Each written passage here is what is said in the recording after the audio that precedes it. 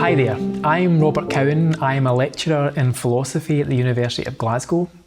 I'm primarily interested in moral philosophy. My previous work has been on the nature and existence of moral knowledge, and I'm currently working on the morality of dreams and dreaming.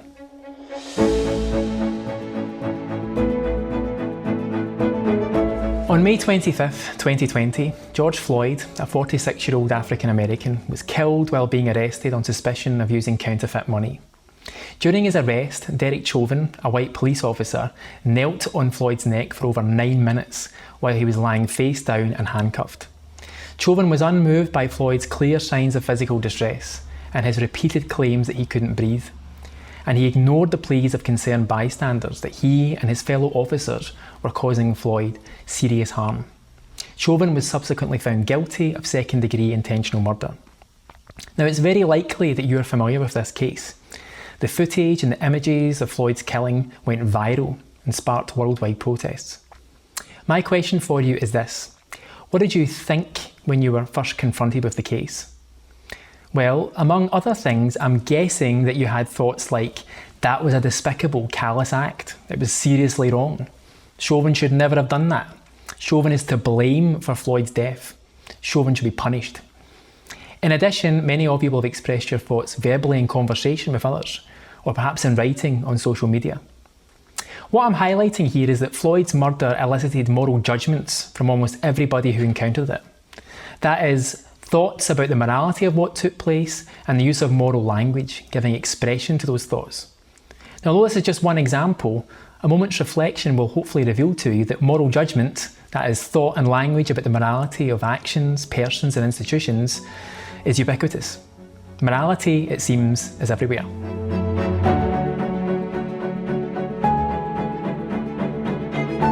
Okay, I want to note 3 apparent features of your moral judgments about the Floyd case. First, it seems that your moral judgments were true, right, and their contraries are false.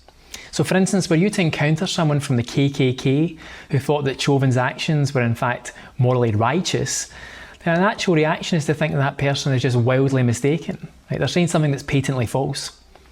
Second, your moral judgments are good candidates for knowledge. That is, your judgments not only seem to be true, but appear to be anchored in your appreciation of the morally salient features of a situation. These weren't mere lucky guesses. They seem like moral knowledge that you possess. Finally, think about the objects of your moral judgments, what they were about. It will likely seem to you that Floyd's killing really was wrongful. That is, it will seem that Floyd's killing had the feature of being wrongful, and its being that way wasn't determined by your judgment or anybody else's. Even if everybody on Twitter and the whole of society thought that George Floyd's killing was okay, they'd just be mistaken about that, wouldn't they? So it seems that whether something is wrong is independent of human responses. Now, moral realists think that these appearances of moral judgment and morality accurately reflect reality. That is, moral features like wrongness aren't a human construct, but are in some sense part of the fabric of the universe, awaiting our discovery. Sometimes our moral judgments accurately reflect that reality, and sometimes they even constitute knowledge. Now, in this programme, I'm going to further unpack and consider the reasons in favour of moral realism, distinguishing between 2 versions of the view. And in the next part of the programme, we'll look at anti-realism as a challenge to it.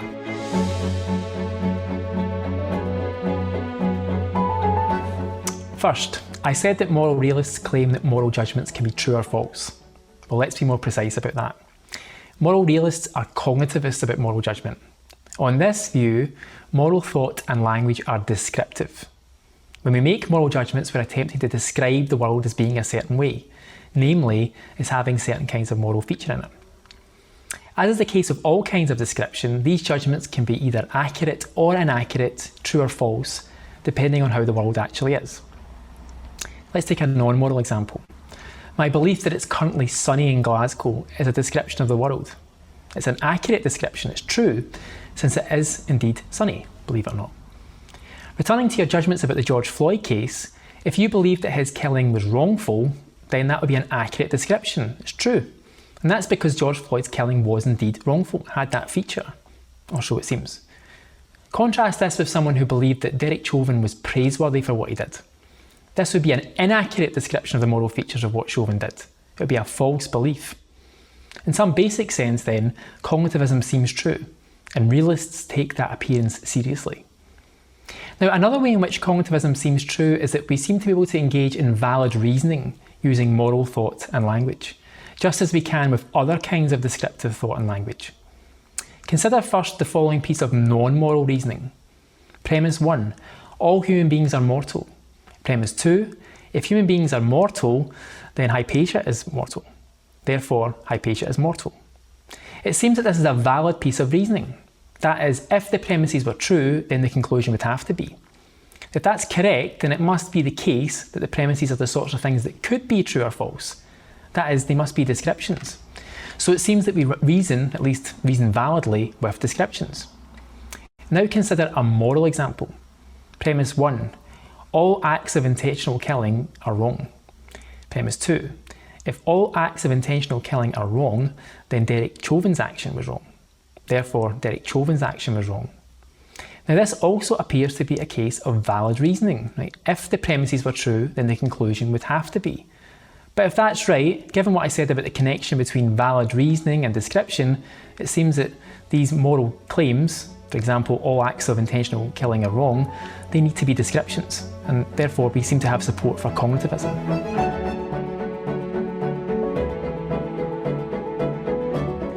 Now, recall that moral realists think that some of our moral judgments constitute moral knowledge. In response to the George Floyd case, it seems that your moral judgments are not just random guesses, right? They seem to be grounded in an appreciation of what was morally important about the case.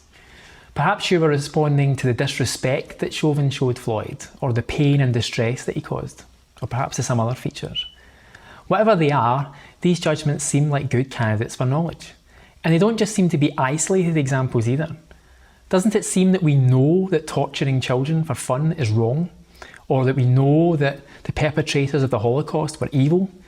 Or that we know that Martin Luther King was a good person? Well, realists are going to say yes. And absent reasons to doubt these appearances, we should think that moral knowledge really does exist.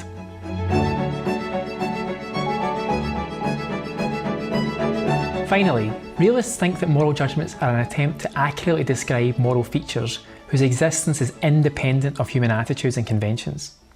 Sometimes this is expressed as the idea that moral properties are mind independent. Applied to the George Floyd case, the idea is that his killing had the property of being wrong, and it had this property independently of what human beings' attitudes happened to be, or could have been. If true, this would put moral properties on a par with physical properties studied by the sciences. For instance, there's lots of evidence that the universe is currently expanding. And it's very plausible that the universe would have that property even if everybody on Earth denied it. Or even if everybody would deny it, given unlimited time for investigation. It has this property independently of our discovery of it. Well, moral realists think that rightness and wrongness are like that.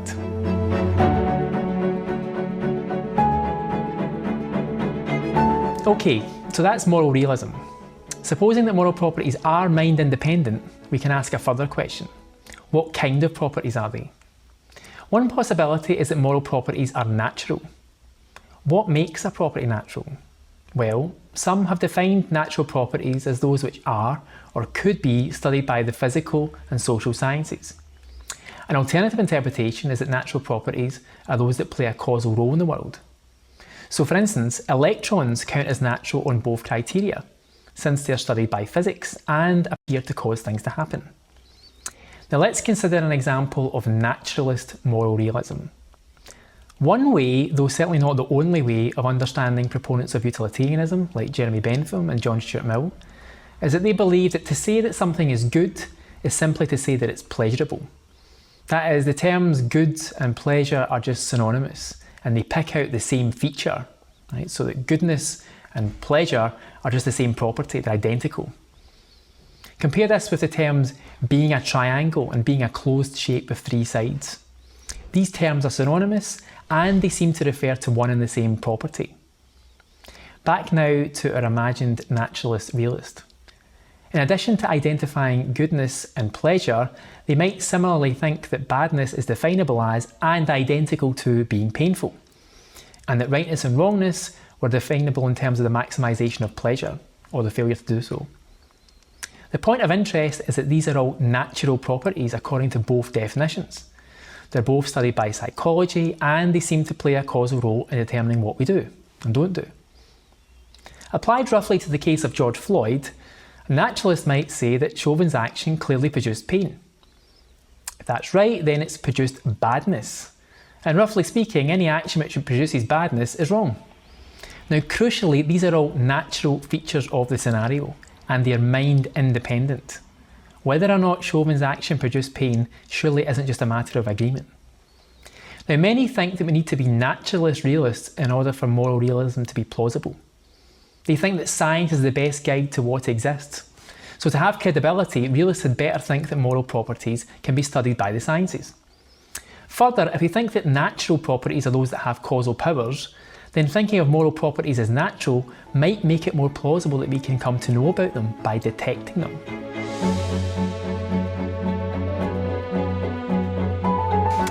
Despite its alleged benefits, many moral realists reject naturalism. One influential line of thought comes from the moral realist G.E. Moore in his Principia Ethica. According to Moore, all forms of naturalist moral realism face the open question argument. To understand this, consider again the terms being a triangle and being a closed three-sided shape. These terms are synonymous, and it's very plausible that they pick out one and the same property. Now, a sign of this is that the following sort of question appears to be closed. X is a closed three-sided shape, but is it a triangle? This question is closed in the sense that for those who understand the question, what it means, it looks like it's got an obvious answer. Like, no deliberation or further investigation are needed. This agreement doesn't really make sense. Compared with the question, X is on page 5 of my daughter's shapebook, but is it a triangle? For those who understand what this question is asking, the answer is still unobvious and might require, indeed will require, further investigation, such as looking at the book. Disagreement may arise. All of which is to say, this is an open question. With this notion of an open and a closed question in hand, we're in a position to understand Moore's open question argument against naturalism. Moore argues that if goodness, for instance, were synonymous with pleasure, if these were just one and the same property, then questions of the sort, X is pleasurable, but is it good, would be closed. That is, it should just be obvious to people who understand the question that the answer is yes. But Moore claims that such questions are always open. For those who are competent with the terms, who understand the question, the answer is still going to be unobvious. In fact, it might seem that the answer is no. Disagreement will exist. Hence, goodness doesn't mean pleasure, they're not synonymous, and goodness isn't to be identified with the property of being pleasurable. Indeed, this line of thought is supposed to work no matter what moral property we're talking about, no matter what natural property we're trying to identify it with. So this apparently dispenses with all forms of naturalism. Instead, Moore thought that his argument supports the view that goodness is a non-natural property. What does that mean? Well, it isn't the proper object of study by the sciences, and it doesn't have any causal powers. But goodness still exists, and we know about goodness by using something called intuition. But what that is and how it was supposed to generate knowledge was not entirely clear. Despite the oddity of non-naturalism, moral realists have been impressed by Moore's line of thought, even if not with the precise details of the open question argument. One idea is that Moore's argument is pointing us towards a deep feature of morality that distinguishes it from the natural world. That moral properties like rightness entail the existence of categorical reasons for action. Reasons for action that apply to us no matter what our attitudes or roles are. For instance, that Chauvin's action was wrong appears to entail that he and everyone else had reasons to refrain from doing what he did.